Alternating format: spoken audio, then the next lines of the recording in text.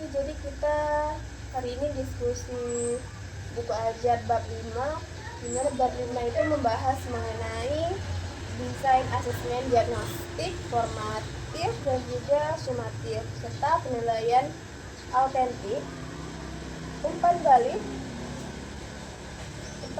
dan rubrik untuk host dan deep learning. Nah, di bab ini itu sebenarnya membahas bagaimana kita itu merancang asesmen yang selaras dengan tujuan pembelajaran yang sudah kita bahas sebelumnya. Karena kan asesmen itu kan penting untuk penilaian siswa kan. Jadi di bab ini kita bakal bahas gimana cara nyusunnya dan apa aja yang harus ada di asesmen atau penilaiannya. Nah, dalam kerangka OB atau OBE atau Outcomes Based Education, asesmen itu bukan hanya sekedar memberi nilai, tetapi untuk membuktikan apakah pembelajaran sudah tercapai atau belum. Nah, jadi bab ini itu penting banget karena nantinya bakalan kita pakai untuk buat asesmen dan juga atau mungkin membuat modul ajar yang pastinya pasti bakalan kita buat modul ajar dan kita harus bisa membuat asesmen. Nah, jadi asesmen kan ada formatif, sumatif, diagnostik. Nah, jadi siapa mau jelasin tentang asesmen itu? Gimana pendapat kalian mengenai asesmen itu?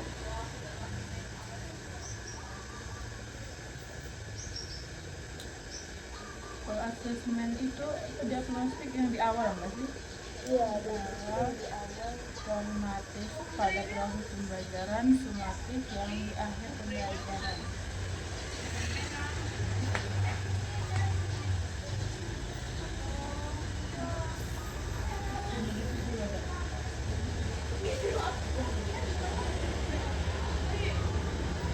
Terus kan juga ada penjelasan fungsi bukan asesmen dalam kerangka OBE.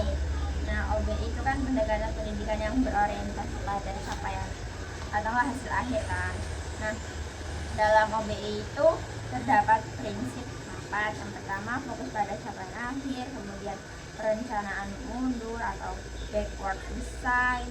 Yang ketiga penilaian berbasis kinerja. Yang keempat perbaikan berkelanjutan. Nah, yang A itu fungsi asesmen diagnostik dalam OBE. Nah, fungsi utamanya itu yang pertama menentukan titik awal capaian. Nah, OBE itu menuntut ketercapaian kompetensi tertentu. Diagnostik dapat membantu mengetahui posisi awal peserta didik terhadap outcome tersebut. Kemudian yang kedua itu menyesuaikan strategi pembelajaran jika outcome menuntut kemampuan analisis, tetapi hasil diagnostik menunjukkan pemahaman dasar masih rendah. Artinya guru itu perlu merancang penguatannya terlebih dahulu.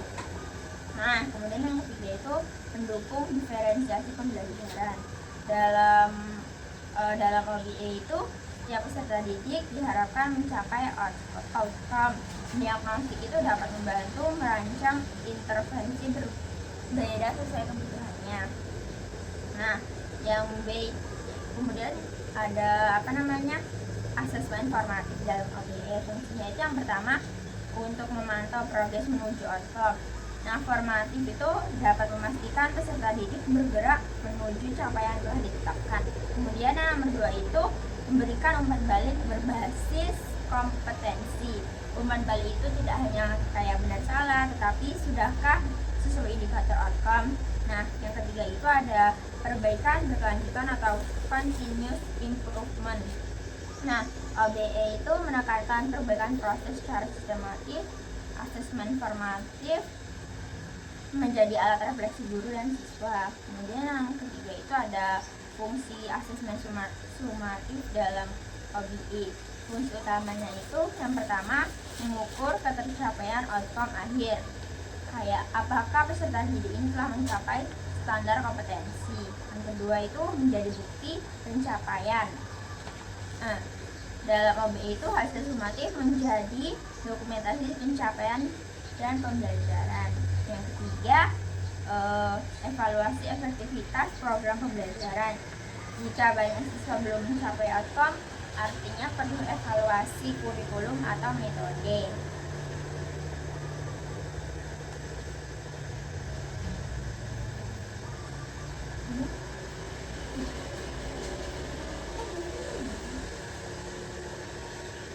Terus selanjutnya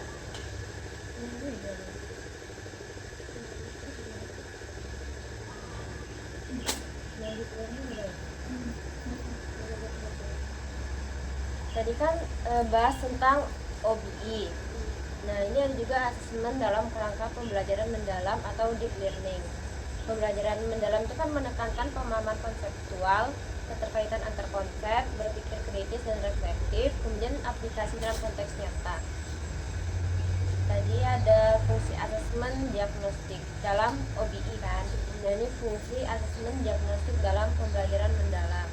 Itu sebagai untuk mengidentifikasi miskonsepsi awal, menggali pemahaman konseptual, dan menjadi dasar pembelajaran berbasis masalah. Dalam pembelajaran mendalam, penting mengetahui cara berpikir awal siswa, bukan hanya sekedar fakta yang dihafal. Kemudian ada juga asesmen formatif. Nah, fungsi asesmen formatif dalam pembelajaran mendalam ini untuk mengembangkan kemampuan refleksi diri, mendorong berpikir tingkat tinggi atau HOTS, dan membantu siswa merevisi serta memperdalam pemahaman. Dalam pembelajaran mendalam, formatif itu bukan hanya memeriksa jawaban, tapi mengevaluasi kedalaman argumentasi, analisis, dan sintesis. Kemudian ada juga asesmen sumatif. Fungsi asesmen sumatif dalam pembelajaran mendalam itu menilai integrasi pengetahuan dan keterampilan, mengukur kemampuan transfer konsep ke situasi baru, dan menilai kemampuan problem solving nyata. Sumatif dalam pembelajaran mendalam itu biasanya berbentuk proyek berbasis masalah, studi kasus, ataupun portofolio reflektif.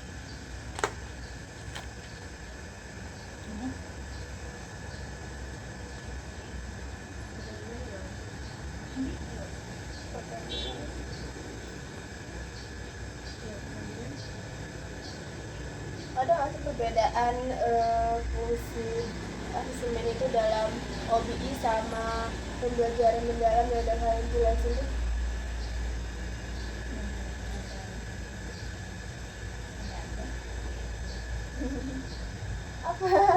apa perbandingan fungsinya, bedanya?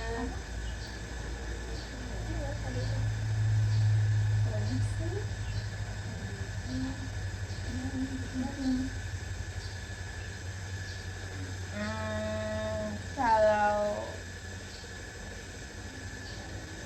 apa tadi? Apa? Perbandingan ya? Perbandingan. Jadi asesmen dalam OBI, oh itu perbedaannya. Nah, kalau diagnostik kita memetakan kesiapan menuju outcome, mengidentifikasi miskonsepsi dan juga pola pikir awal.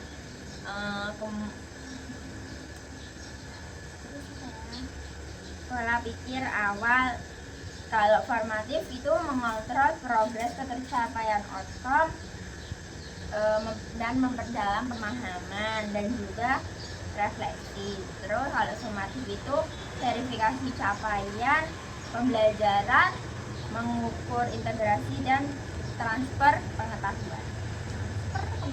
Oh, jadi kalau diagnostik itu kalau di OB itu dia memetakan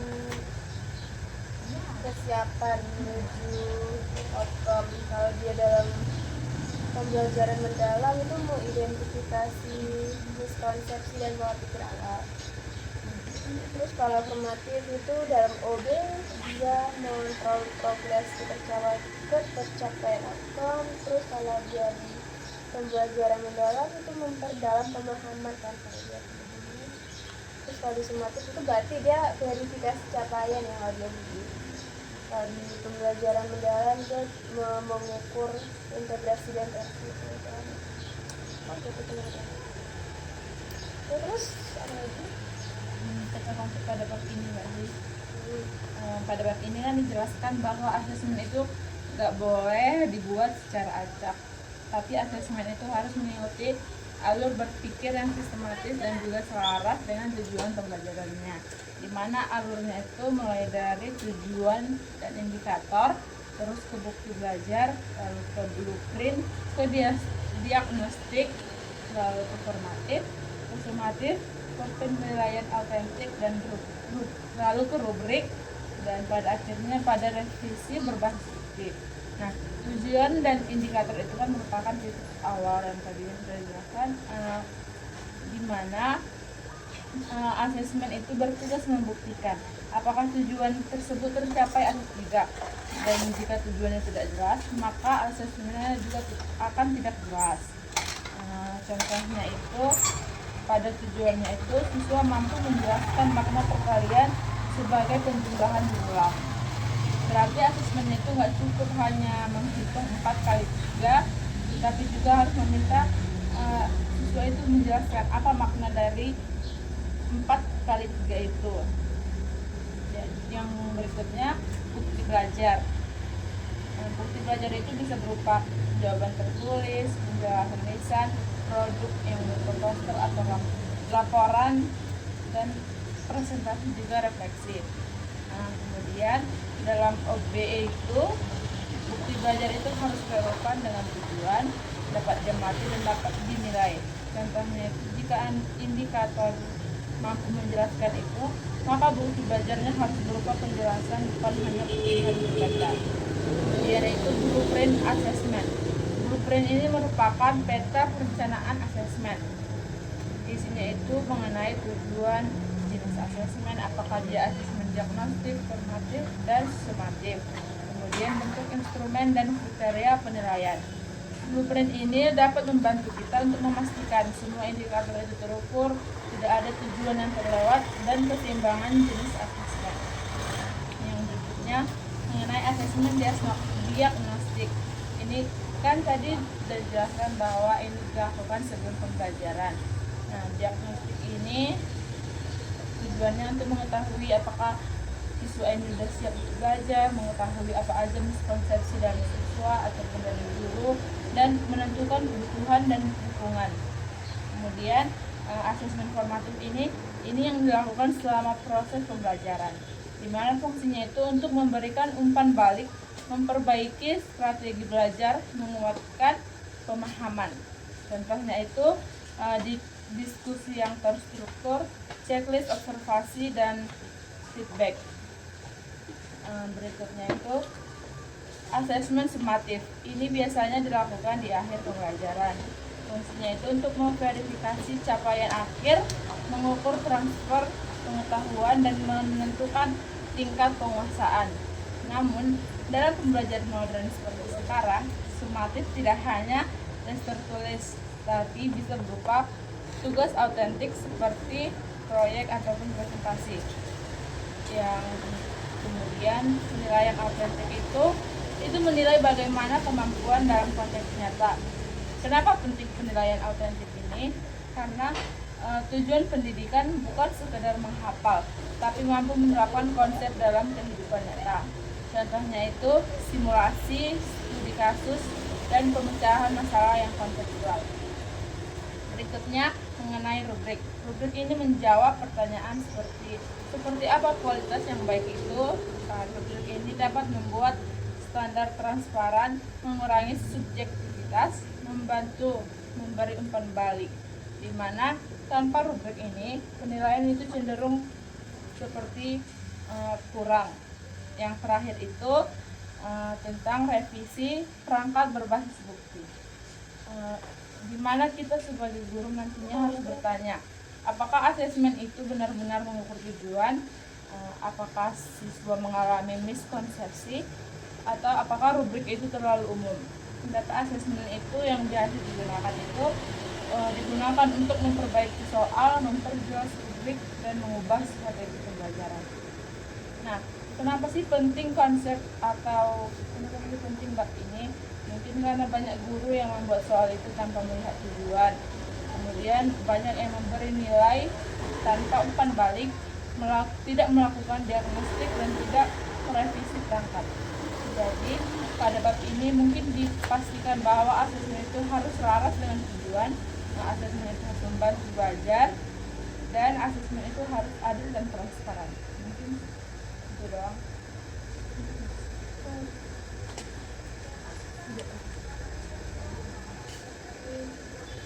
Oke deh, tadi kamu udah jelasin itu kan. Aku mau nambahin dikit lagi sih sebenarnya mengenai perannya di SD gitu, peran asesmen tadi. Kalau asesmen diagnostik itu dia di SD itu berperan untuk mengetahui kesiapan belajar siswa, karena siswa itu kan kemampuannya beda-beda kan. Jadi guru perlu melihat dulu di awal sejauh mana siswa paham, terus siapa saja yang sudah paham, siapa saja yang belum paham sama sekali gitu. Yang kedua, untuk mengidentifikasi kesulitan awal atau miskonsepsi yang tadi seperti disebutin juga tadi. Kan namanya juga anak kecil kan, kadang mereka suka dengar aja, nggak tahu benar apa enggaknya. Nah, jadi guru perlu untuk memverifikasi atau mencari tahu terlebih dahulu di awal pembelajaran apa mereka tahu. Jadi nanti kalau ternyata ada miskonsepsi, guru bisa memverifikasi atau membenarkan yang benarnya itu kayak gimana. Terus ada yang ketiga itu untuk menentukan strategi pembelajaran yang sesuai dengan usia mereka. Dimana pembelajaran ini kan harus konkret dan juga kontekstual. Jadi dengan hasil diagnostik awal tadi, nah guru itu bisa menentukan pendekatan yang tepat untuk siswa di kelas ini tuh apa. Contoh perangkat diagnostik di SD itu ada pretest sederhana. Itu bisa kayak pilihan ganda atau isian yang singkat aja, karena kan itu di awal aja. Contohnya misalkan kalau di kelas 4 itu mereka misalkan belajar pecahan. Misalkan 1/2 ditambah 1/2 sama dengan gambar pecahan 3/4.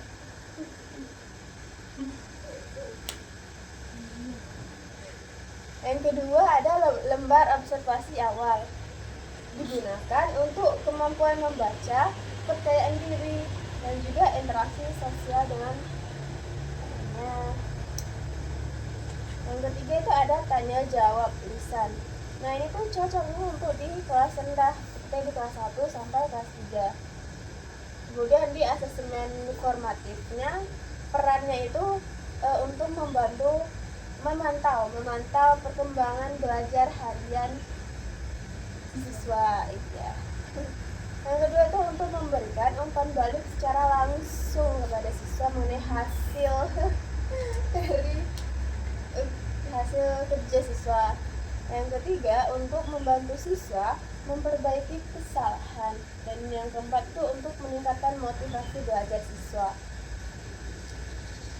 Contoh perangkat formatifnya itu bisa kuis singkat sekitar 5-10 menitan aja. Contohnya kalau di IPA kelas 5 itu misalkan mereka belajar ekosistem.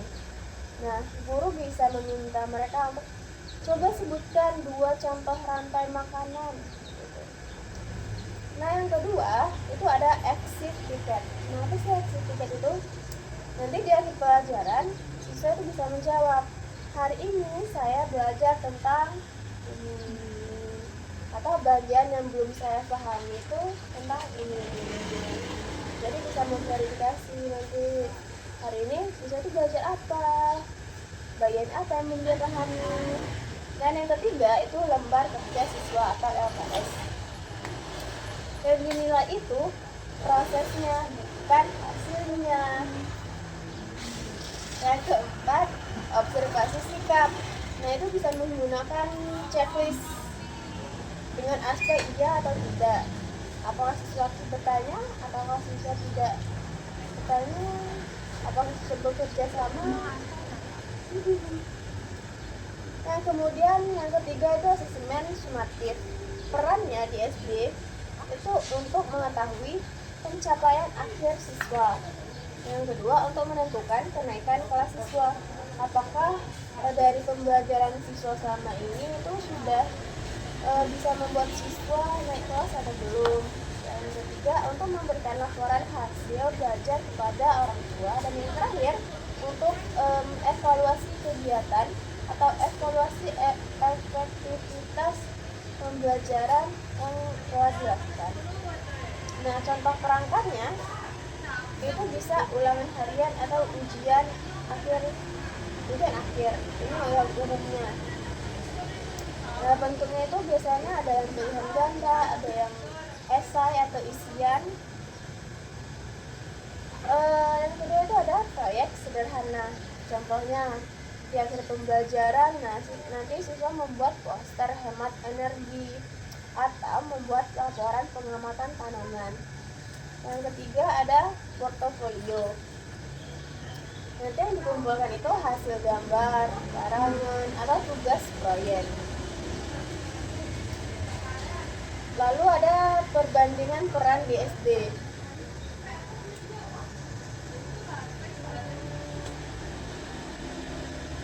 Perbandingan perannya di SD itu diagnostik,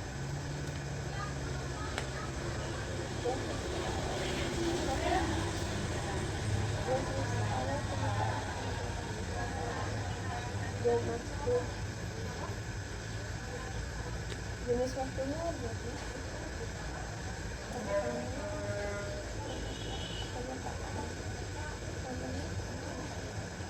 jenis waktunya diagnostik awal. Peran utamanya itu pemetaan kesiapan di tes. Contoh perangkatnya itu observasi. Kalau jenis waktunya yang kedua itu formatif. Peran utamanya itu selama proses perbaikan dan umpan balik kuis. Contohnya LKS, exit ticket. Dan yang terakhir itu sumatif. Peran utamanya itu untuk mengukur hasil akhir ulangan. Contohnya itu ulangan, proyek, portofolio, ataupun ujian akhir semester. Itu aja tambahan dari aku, agak banyak sebenarnya.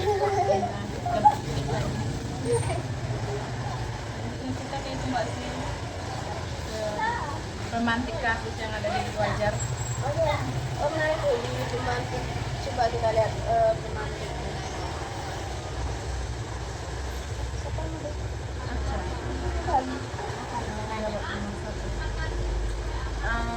Menurut kalian nih, data apa sih yang seharusnya dikumpulin sejak awal?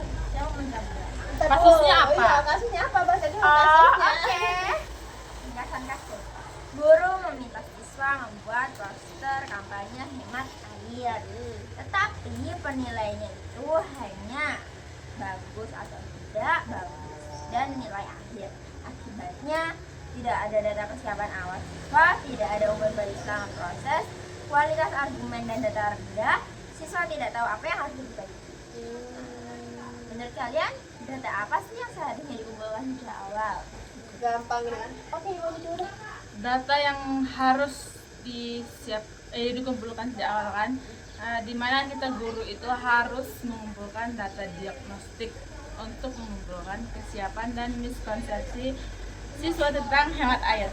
Data yang perlu dikumpulkan itu dapat berupa pemahaman awal tentang arti hemat air, contoh perilaku boros air, pengetahuan tentang dampak pemborosan air, juga tentang kemampuan menggunakan data sederhana untuk mendukung pendapat. Bentuk asesmen diagnostik yang bisa digunakan itu mungkin 3-5 soal singkat atau yang biasa kita sebut dengan mini quiz. Terus high question atau satu pertanyaan kunci. Kemudian diskusi singkat dengan pertanyaan yang terbuka. Kemudian KWL chart atau apa yang diketahui, apa yang ingin diketahui, dan apa yang ingin dipelajari.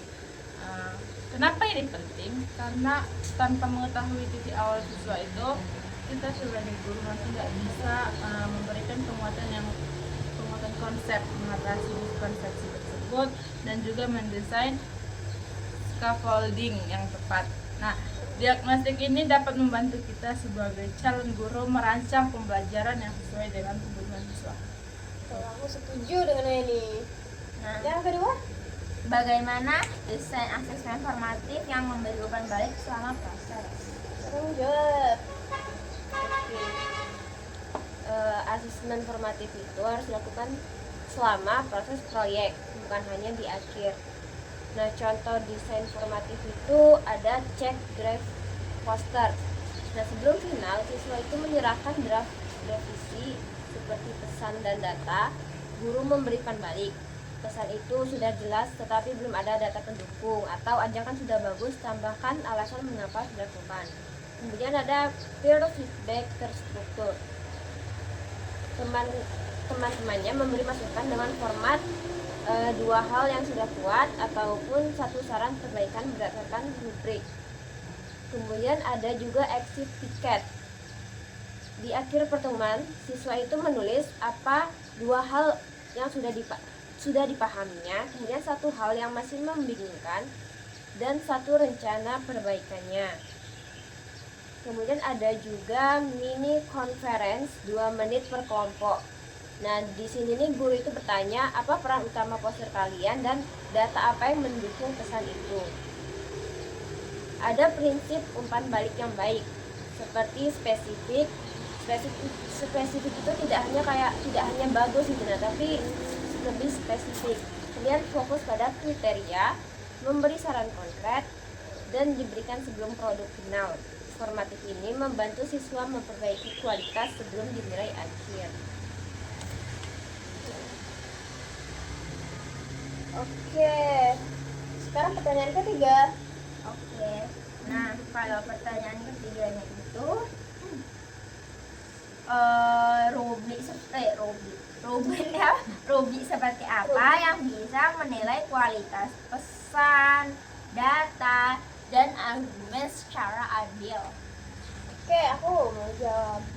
Pertama, kita itu kan harus tahu rubrik itu harus transparan dan memiliki kriteria yang jelas serta memiliki 4 level kualitas. Ada level 1, level 2, level 3, level 4. Di mana level 1 itu rendah, yang kedua itu cukup baik, yang keempat baik, yang ketiga baik, yang keempat itu sangat baik.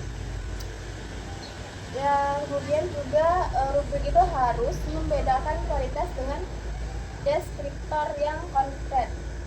Contohnya misalkan contoh rubrik yang analitik itu harus ada kriteria level 1, level 2, level 3. Nah, misalkan kriteria yang dimasukkan itu misalnya kan ketepatan pesannya jelas dan akurat, apakah pesannya kurang fokus, pesan tidak jelas, dan lain sebagainya. Nah, nanti bisa menilai, nanti guru bisa menilai siswanya dia di level 1, 2, 3, atau di level 4. Nah, kenapa rubrik itu penting? Pastinya penting banget rubrik itu, karena siswa itu harus tahu standar keberhasilan dan agar penilaian itu lebih adil dan konsisten, serta agar umpan balik itu lebih mudah diberikan oleh guru serta mengurangi subjektivitas guru. Nah, rubrik ini membantu guru memberikan nilai kualitas berpikir, bukan hanya sekedar tampilan visual saja. Oke, itu aja dari aku.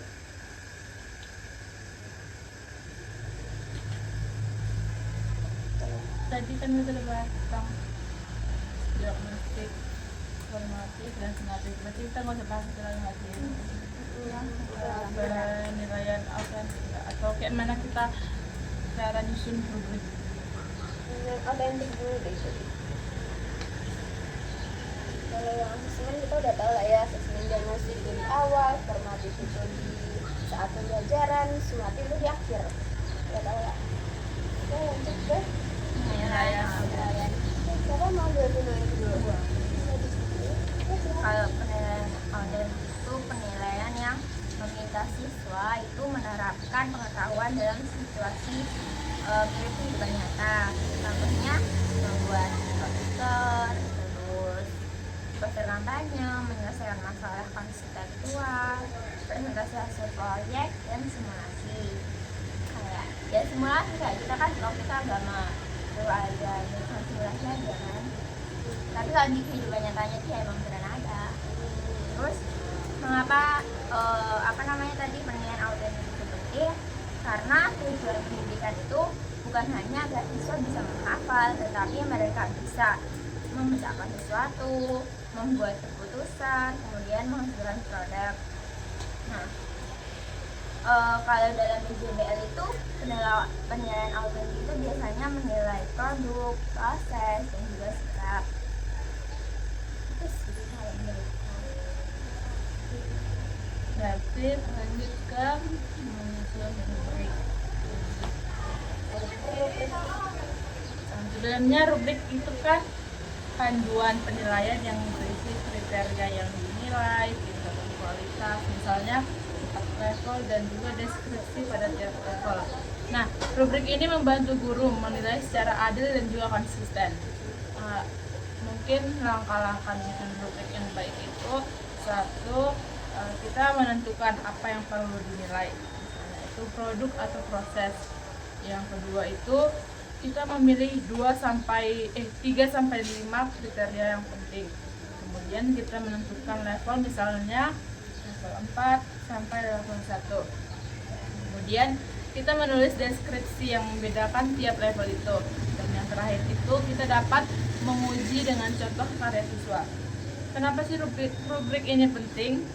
Karena supaya siswa itu tahu standar keberhasilan, juga penilaian lebih objektif, umpan balik lebih mudah diberikan, dan juga mengurangi subjektivitas. Karena kan tanpa rubrik ini penilaian itu cenderung hanya bagus atau kurang. Dah, lanjutin. Oke, terus Kemudian selain rubrik itu ada juga validitas, keadilan, dan inklusi. apa tuh? Maksudnya itu asesmen itu harus valid. Valid itu mengukur apa yang harus diukur. Contohnya, jika tujuan menjelaskan konsep, maka asesmen yang dibuat itu harus meminta penjelasan, bukan hanya memilih jawaban kayak A, B, C, D. Kan dijelaskan. Kemudian yang kan tadi valid. Yang kedua itu konsisten. Jika dinilai 2 kali, hasilnya itu tidak jauh beda. Jadi tidak berbeda gitu. Kalau beda kenapa? Tidak konsisten. Yang ketiga, adil atau fair.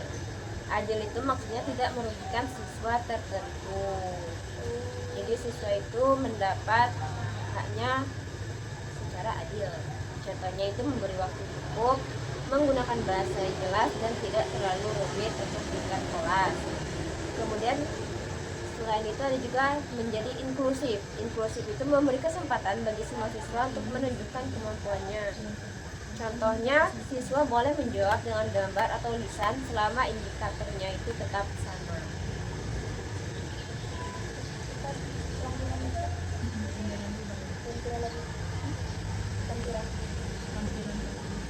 Oke deh, kita masuk ke ngerjain lampiran lagi.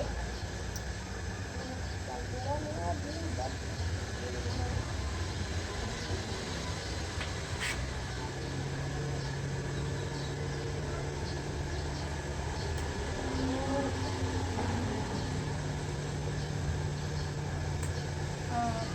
Ini mana buku kita?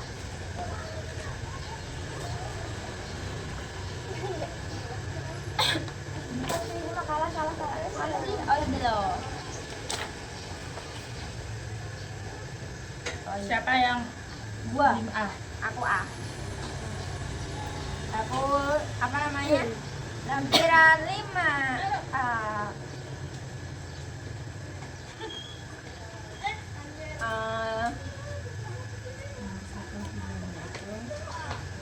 Nomor 1 tujuannya itu siswa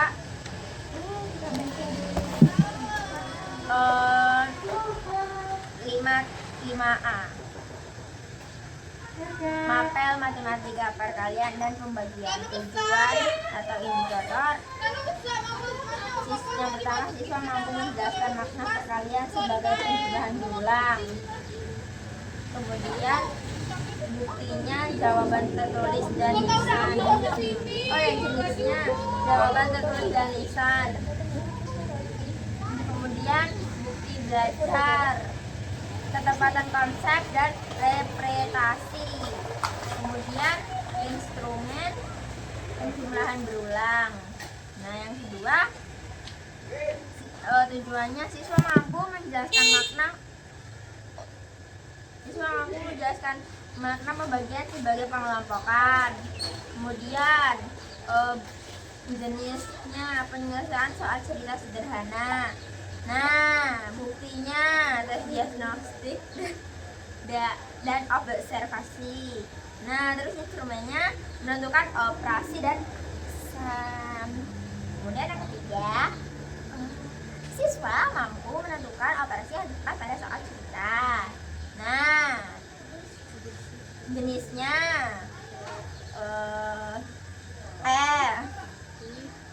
hasil diskusi, think, pair, set. Kemudian instrumennya ketepatan memilih operasi dan menyusun alasan. Yang keempat, siswa mampu menyelesaikan soal cerita melalui tahap konkret pada simbol. Jenisnya F. Kemudian buktinya jenisnya F. Buktinya tembal kerja siswa, observasi, rubrik, penalaran. Instrumennya menggunakan alat peraga dan menjelaskan proses. Kemudian tujuan kelima, siswa mampu menyelesaikan soal cerita secara mandiri dan menjelaskan alasannya. Jenisnya S. Kemudian buktinya tes individu, 3 soal cerita, tes tertulis tambah rubrik penalaran. Kemudian instrumennya ketepatan jawaban dan penjelasan alasan tertulis. Kemudian 3B. 3B 5B kita bahas bab 5. Kemudian yang 5B itu mengenai asesmen diagnostik singkat 5-10 menit. Tujuan diagnostiknya itu untuk memetakan pemahaman awal siswa tentang makna perkalian dan pembagian. Prasyarat yang diuji itu penjumlahan berulang dan konsep pengelompokan. Yang nomor 1 itu stimulusnya atau tugasnya itu menghitung 4 kali 3.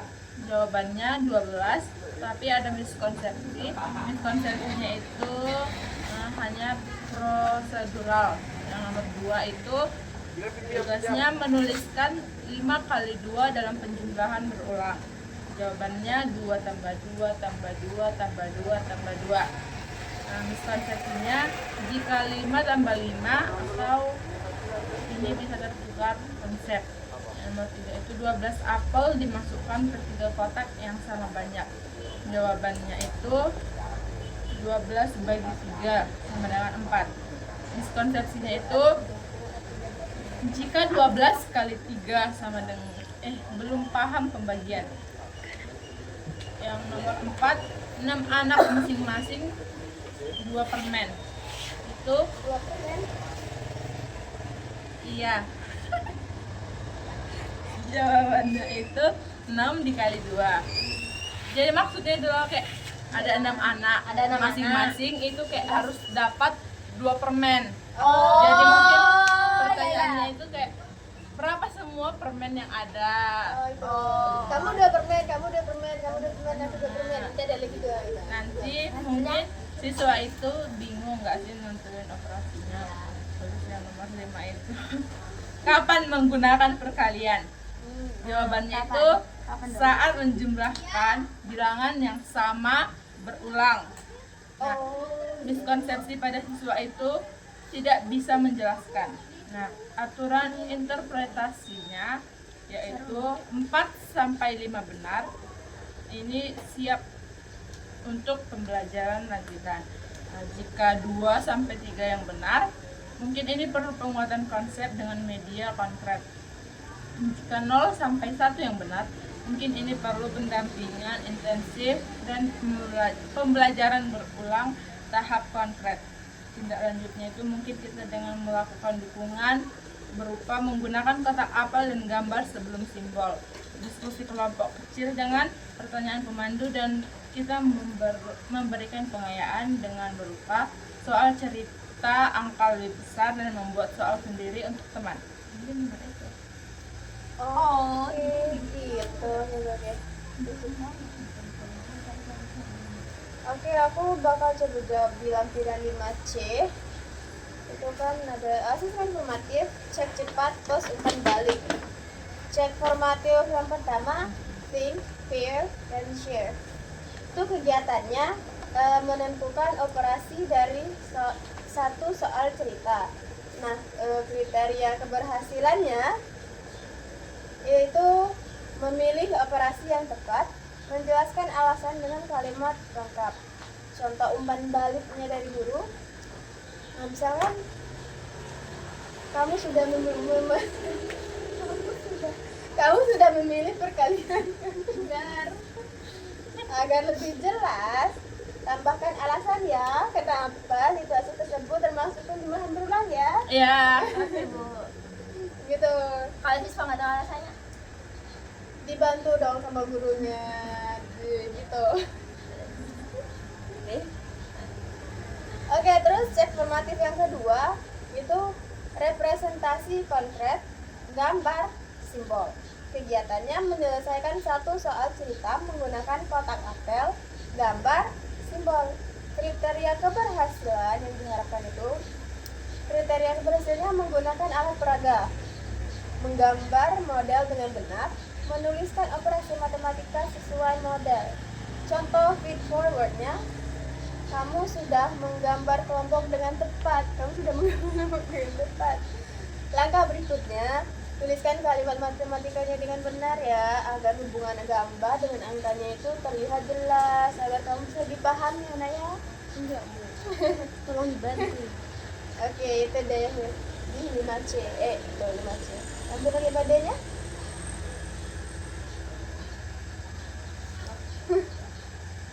Di lampiran 5D itu asesmen sumatif autentik atau TASIT. Nah, TP atau indikator yang diukur, siswa mampu menyelesaikan dan menjelaskan soal cerita, perkalian, dan pembagian menggunakan penalaran. Konteks masalahnya, di kebun sekolah terdapat 24 buah jeruk. Buah tersebut akan dimasukkan ke dalam beberapa keranjang dengan jumlah yang sama banyak. Selain itu, ada 5 baris tanaman dengan 4 tanaman di setiap baris. Perintah tugasnya itu yang pertama, tentukan berapa jeruk dalam setiap keranjang jika ada 6 keranjang. Yang kedua, tentukan jumlah seluruh tanaman. Jelaskan alasanmu menggunakan perkalian ataupun pembagian. Gunakanlah tahap seperti gambar atau model, operasi matematika, dan jawaban akhir. Output yang dikumpulkan, lembar jawaban tertulis berupa gambar, operasi, dan penjelasannya. Kemudian penjelasan lisan singkat itu bisa 1-2 menit per siswa.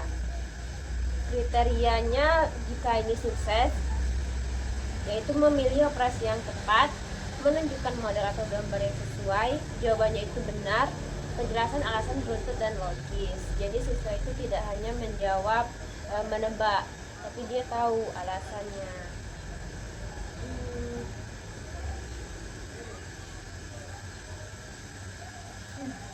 Terus apa lagi? Itu sih pemahaman nggak sih? Aku terakhir aja. Aku terakhir. oke kita sama. Aku mau baca grup. Oke. Cek pemahaman. Cek. Memang cek pemahaman, Cok. Cek pemahaman. 1. Aku jawab Emang kamu udah paham? sedikit. Satu dong. Oke.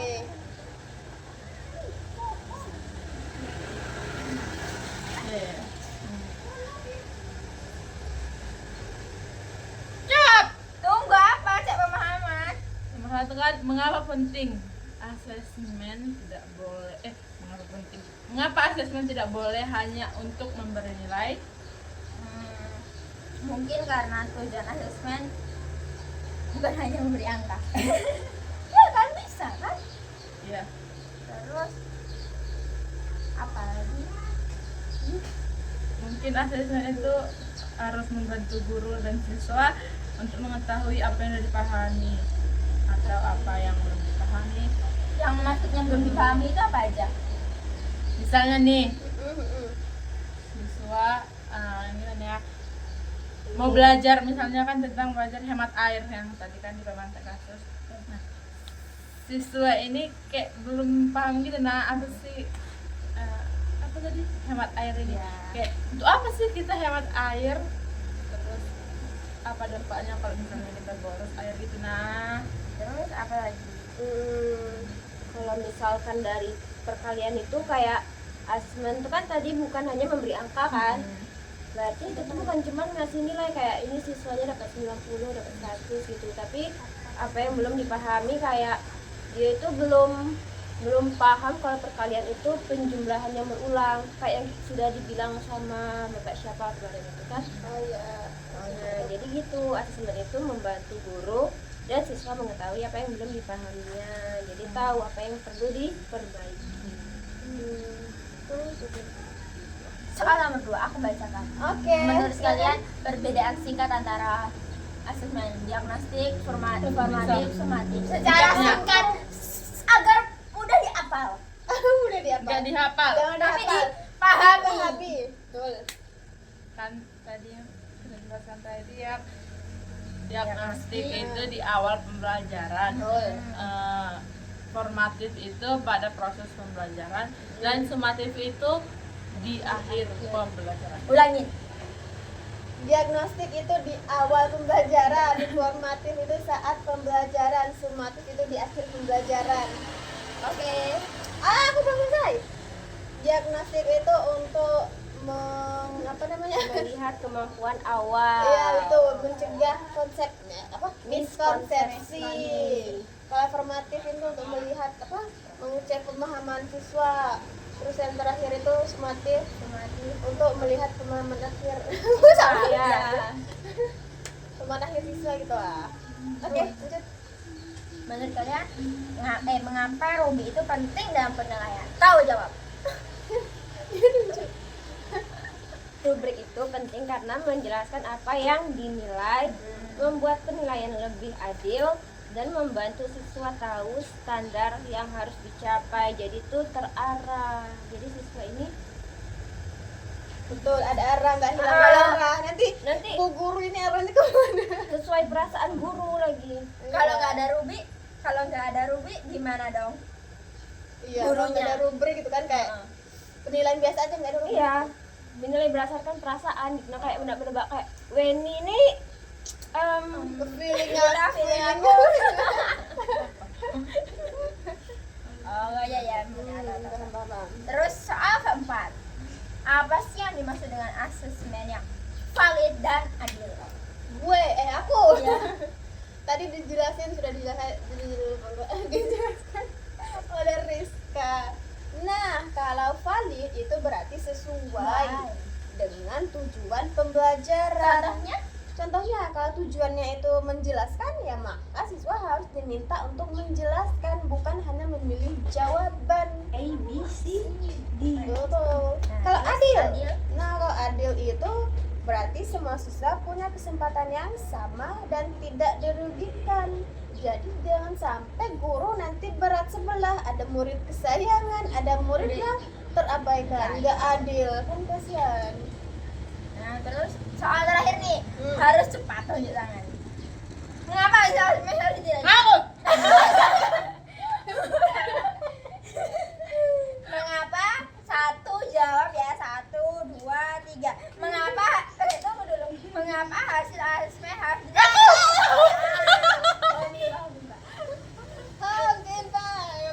Break.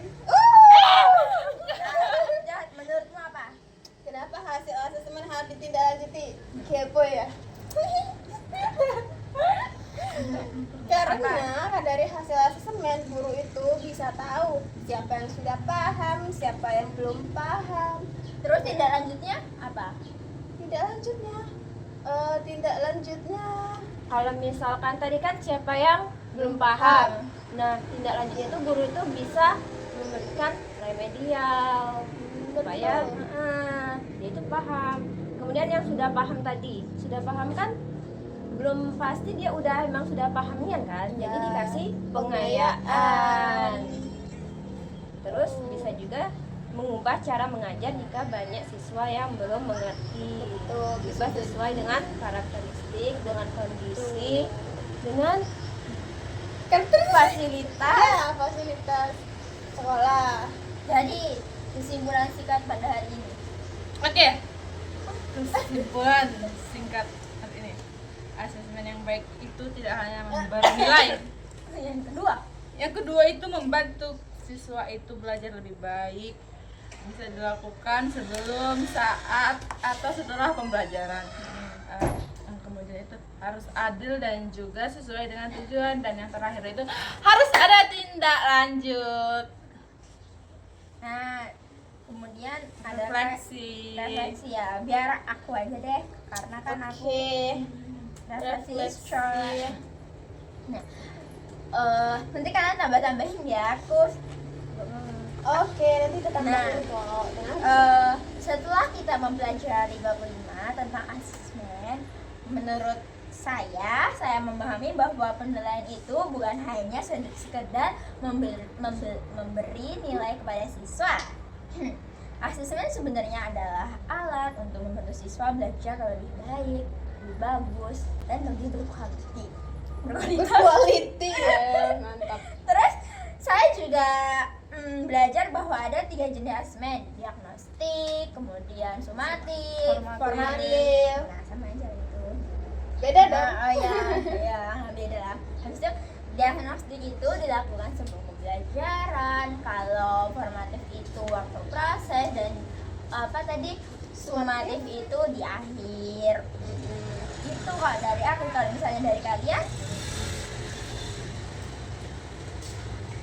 Saya memahami bahwa rubrik itu Ayo, penting rubrik ya. sangat penting agar penilaian itu menjadi lebih jelas dan adil. Karena kan dengan rubrik kan siswa itu jadi tahu apa yang diharapkan, dan guru juga bisa menilai secara objektif. Selain itu, asesmen itu harus valid dan adil, artinya sesuai dengan tujuan pembelajaran dan tidak merugikan siswa. Oke, aku. Terus hal yang penting banget menurut aku di bab 5 ini itu bahwa hasil asesmen itu harus ditindaklanjuti. Ya, Jadi betul. nggak hanya oke udah dinilai selesai gitu aja. Jangan seperti itu ya, calon-calon guru. Nggak boleh seperti itu. No. No. Jadi jika ada siswa yang belum paham, itu dikasih remedial, dikasih paham. Kasih paham bos. Jika guru perlu memberikan remedial. Nah, jika ada yang sudah paham, guru bisa memberikan pengayaan. Jadi, asesmen itu harus membantu meningkatkan kualitas pembelajaran. Jangan sampai setelah penilaian udah gitu aja, nggak ada peningkatannya, nggak ada evaluasinya lagi. Seperti itu.